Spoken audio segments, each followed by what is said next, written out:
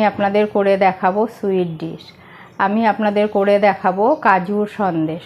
চলুন দেখা যাক আমি কিভাবে করছি। এখানে আমি হাফ লিটার দুধ কড়াইতে দিয়ে দিলাম।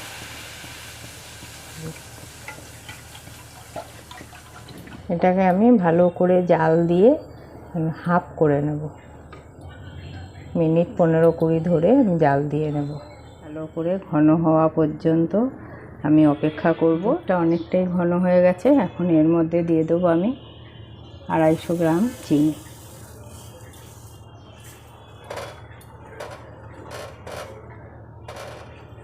এখন আমি এর মধ্যে দিয়ে দেবো 1 কাপ আমুল দুধ।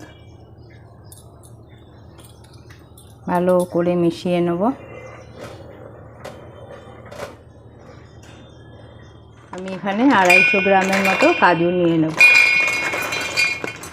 এটাকে আমি ভালো করে গুঁড়ো করে নেব। কাজুটা গুঁড়ো করা হয়ে গেছে। এখন আমি দুধের মধ্যে দিয়ে দেব।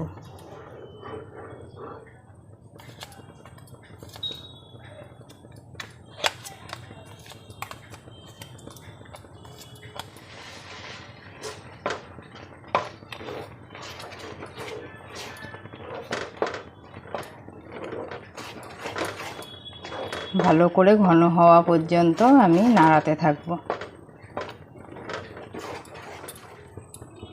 এটা আমার নাড়াতে নাড়াতে একদম ঘন হয়ে গেছে। এলাচির গুঁড়ো, এটা সম্পূর্ণ অপশনাল, আপনারা চাইলে দেবেন, না হলে না দিলেও চলবে। এখন প্লেটের মধ্যে আমি একটু ঘি ব্রাশ করে নেব। আমি প্লেটের মধ্যে তুলে নিচ্ছি। আপনারা যে কোনো অকেশনে এটা কিন্তু অতি সহজেই বাড়িতে বানিয়ে ফেলতে পারবেন। খেতে কিন্তু খুব ভালো লাগে।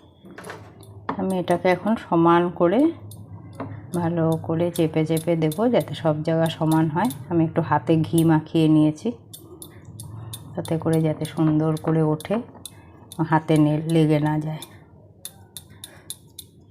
আধা ঘন্টার জন্য আমি এটা এমনি রেখে দেবো ঠান্ডা হওয়ার জন্য।